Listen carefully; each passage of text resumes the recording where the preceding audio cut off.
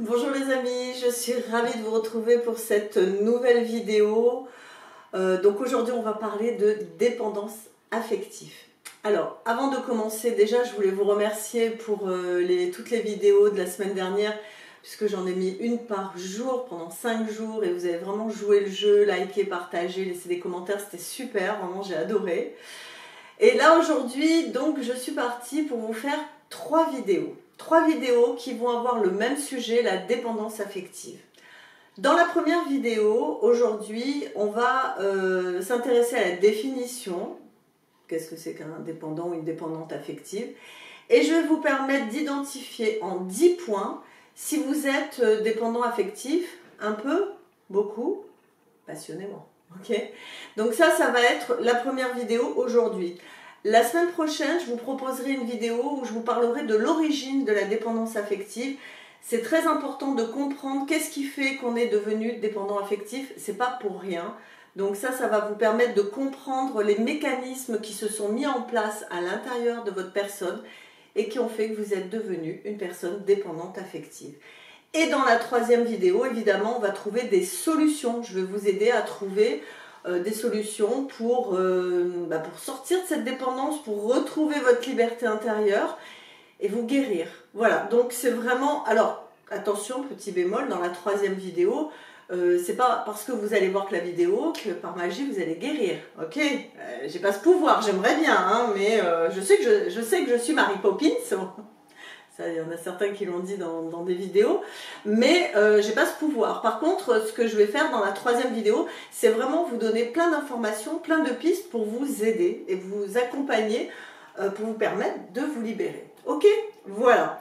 Donc on va démarrer de suite. Alors, la dépendance affective, qu'est-ce que c'est? Définition, c'est telle qu'on peut la trouver chez les psychologues, les thérapeutes, les psychiatres, etc. Je mets mes lunettes, hein, elles sont toujours là, ok. Donc c'est un besoin, c'est besoin de l'affection des autres, quitte à négliger sa propre personne. Il y en a déjà qui vont se dire, ah ça c'est moi. C'est un état pathologique lorsque l'on est en grande souffrance, parce que parfois on peut effectivement, dans des circonstances de la vie, se négliger un petit peu soi-même parce qu'on s'occupe d'autrui, on s'occupe d'un bébé, on s'occupe d'une personne âgée. Mais quand c'est récurrent, tout le temps, qu'on s'oublie soi-même aux dépens des autres, on est dans un état pathologique. Et en plus, on vous dit que c'est une incapacité à vivre par et pour soi-même. Ok? Donc ça, c'est la définition.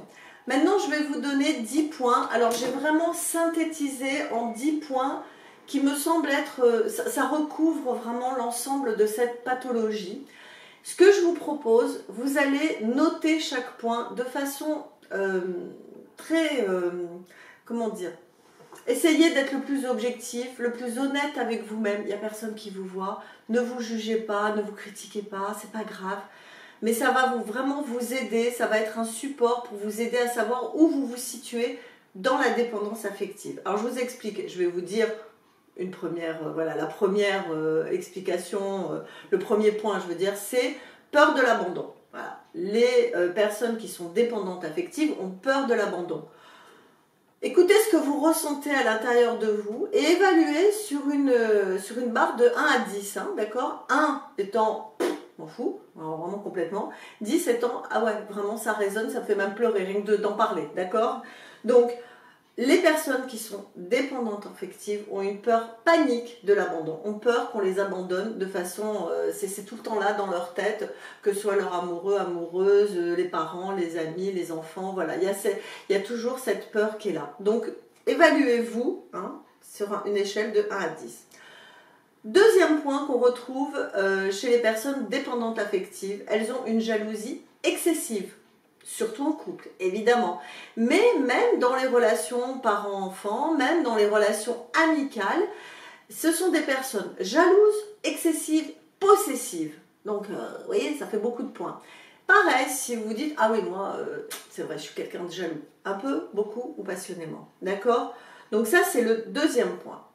Troisième point, sont des personnes qui sont toujours dans une sorte d'insatisfaction à l'intérieur d'elles chronique. Elles sont insatisfaites parce qu'elles ont toujours l'impression qu'elles n'auront pas assez d'amour, qu'on ne les considère pas. Elles ont toujours un peu l'impression de ne pas exister assez aux yeux des autres. Donc il y a une espèce d'état intérieur qui est toujours dans une sorte de souffrance. Hein. Attention, tout ça, ce sont des états de souffrance, hein, d'accord? Donc il y a toujours cette espèce d'insatisfaction chronique qui fait que la personne est tout le temps malheureuse. Elle n'est jamais contente. Ok? Quatrième point, pareil, hein, on évalue à chaque fois. C'est une incapacité ou voire une difficulté à prendre des décisions seul. On a toujours besoin de Pierre, Paul, Jacques, mon mari, ma fille, mon père, ma mère, voilà, d'accord? On a peur de prendre des décisions seul. On a peur de s'affirmer, on est tout le temps dans l'hésitation, est-ce que je fais bien, est-ce que je fais pas bien, est-ce que...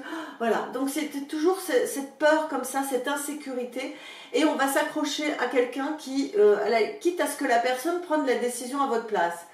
Et puis la personne, elle prend peut-être pas la bonne décision, et après vous êtes là, ah mais non, mais c'est pas ce que je voulais, etc. Donc il y a vraiment cette difficulté, je dis pas incapacité, mais une grande difficulté à prendre des décisions seule, ok ?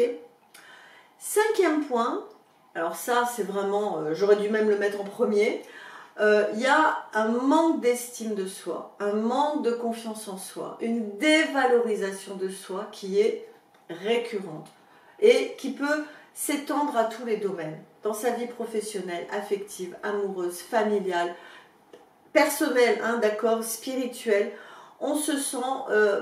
on ne se sent pas à la hauteur, on ne se sent pas en confiance en soi, c'est toujours, on a l'impression, c'est une cliente à moi qui me disait, j'ai l'impression à l'intérieur de moi d'être dans des sables mouvants, je ne peux pas faire confiance, c'est-à-dire j'avance à l'intérieur, j'ai tout le temps peur, j'ai tout le temps avec l'impression, vous voyez, dans ces films où il y a des sables mouvants et on peut s'enfoncer, mais souvent les personnes qui sont dépendantes affectives, elles ressentent ça à l'intérieur d'elles-mêmes, donc évidemment ça génère une grande souffrance, encore une fois.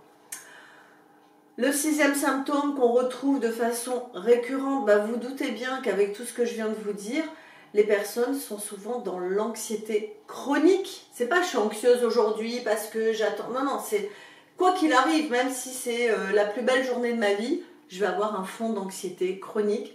Et ce sont des personnes qui, à 90%, vont faire une dépression quand il y a une rupture. Une dépression lourde, grave. Dans certains cas, même... si la personne est très dans la dépendance affective, la dépression peut aller jusqu'au suicide. Donc on voit que c'est quelque chose qui est très lourd. Donc pareil, allez évaluer un petit peu. Le septième point, qu'on sait un petit peu moins, c'est que les personnes qui sont dans la dépendance affective ont des comportements compulsifs. C'est-à-dire que c'est tellement puissant, c'est tellement fort, elles sont tellement dans une souffrance, dans une anxiété, qu'il faut bien compenser. Donc on va compenser dans des addictions, alcool, drogue, c'est pas obligatoire, mais ça peut. Addiction alimentaire, très souvent, grignotage, ça peut être on mange beaucoup, ça peut aller même dans de la boulimie, des choses comme ça. Ça peut être aussi des compulsions d'achat, d'accord, des personnes qui achètent tout le temps, parce que ça fait du bien. Ok, si c'est de temps en temps, encore une fois, vous évaluez la grille dans laquelle vous êtes là-dedans. Si de temps en temps, quand vous avez un stress, vous grignotez, c'est pas grave.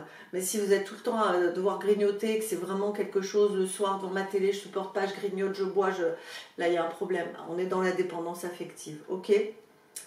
Huitième point, très souvent, la personne a des relations toxiques avec les autres. Elle le crée elle-même, puisqu'elle a peur d'être abandonnée, puisqu'elle est dans la jalousie, la possessivité, elle va engendrer des relations un peu toxiques. C'est douloureux à entendre, hein, je comprends bien, mais il faut bien être conscient. Pour changer quelque chose, il faut être conscient de la chose. Si on n'en est pas conscient, on ne peut pas la changer. C'est-à-dire qu'elle va avoir soit une admiration excessive pour la personne, elle va être là, ah mon Dieu, elle est merveilleuse et tout ça, soit donc elle va surinvestir la relation, être appelée par exemple son compagnon ou sa compagne 10 fois, 20 fois par jour, envoyer des SMS, des trucs, d'accord, elle va être envahissante, et elle peut avoir évidemment des relations toxiques. Pourquoi? Parce que vous avez bien compris avec tout ce que je vous ai dit que les personnes qui sont en dépendance affective sont les proies idéales des pervers narcissiques. J'en ai déjà parlé dans mes précédentes vidéos. D'accord? Donc évidemment, quand une dépendante affective rencontre un pervers narcissique, ça se match tout de suite. Parce que le PN, il va tout de suite repérer les failles et il va vraiment rentrer dedans et alimenter tout ça. Et ça crée un couple complètement bourreau-victime, victime-bourreau, qui peut durer de longues années. Et celui qui souffre, celui qui est vraiment dans une excessive souffrance, dans un malheur, et ça peut aller très très loin, c'est la personne qui est en dépendance affective. C'est pas le pervers narcissique. Ok? 9e point, donc c'est avoir besoin d'un partenaire à tout prix pour donner un sens à sa vie. Si je n'ai pas un conjoint, si je n'ai pas une conjointe, ma vie est vide, ma vie n'a aucun sens. Alors oui, on est tous plus ou moins à la recherche de l'amour, évidemment, bien sûr. Mais chez le pas le pervers narcissique, non, chez le dépendant affectif, pardon, ça va prendre une proportion pathologique. On est toujours dans des excès, c'est-à-dire que c'est des personnes qui peuvent rester sur plein de sites, de réseaux sociaux, qui vont rencontrer plein de gens, et puis ça marche pas, et puis pourquoi, mais je comprends pas, et qui vont être dans une souffrance.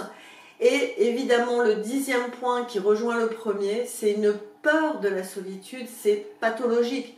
Il y a des personnes qui sont dépendantes affectives, quand elles restent une soirée seules chez elles, c'est le stress. Donc on va compenser, on va boire, ou on va manger, ou on va appeler tout le monde, voilà. Mais je ne supporte pas de me retrouver seule face à moi-même. Ok ? Donc voilà un peu les 10 points qui recouvrent l'ensemble des points. Alors je sais qu'il y a d'autres thérapeutes qui donnent encore plein de points.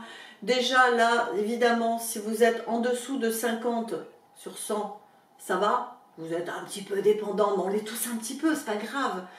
À partir de 50, 60, quand même, ça commence à être très chaud, quoi. Vous commencez à être vraiment en souffrance. À partir de 70, 80, là, vous êtes dans une grande souffrance intérieure et vous êtes une personne dépendante affective. Voilà, il n'y a pas de doute, ok?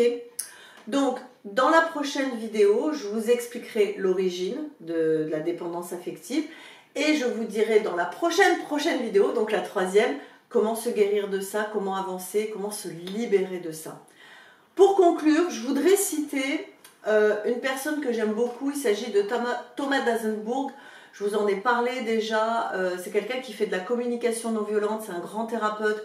Si vous allez sur YouTube, il y a plein de conférences qui sont géniales. Vraiment, je l'adore. C'est mon chouchou. Donc n'hésitez pas. Je vous mettrai un lien d'une de ses vidéos. Je voudrais lire une phrase qu'il a dit dans une de ses conférences que vraiment je l'ai trouvée très forte, très pertinente. Donc voilà, je vais vous la lire.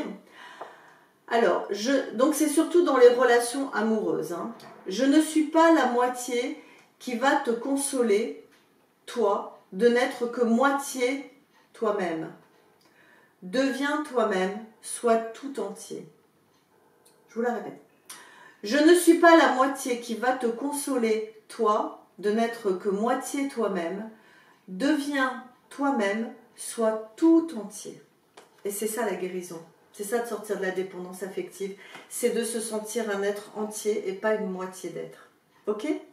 Bon, bah voilà, c'est terminé pour aujourd'hui. Je vous remercie d'avoir suivi cette vidéo. Comme d'habitude, vous likez, vous partagez. Pensez à vous abonner et surtout à cliquer sur la petite cloche de notification.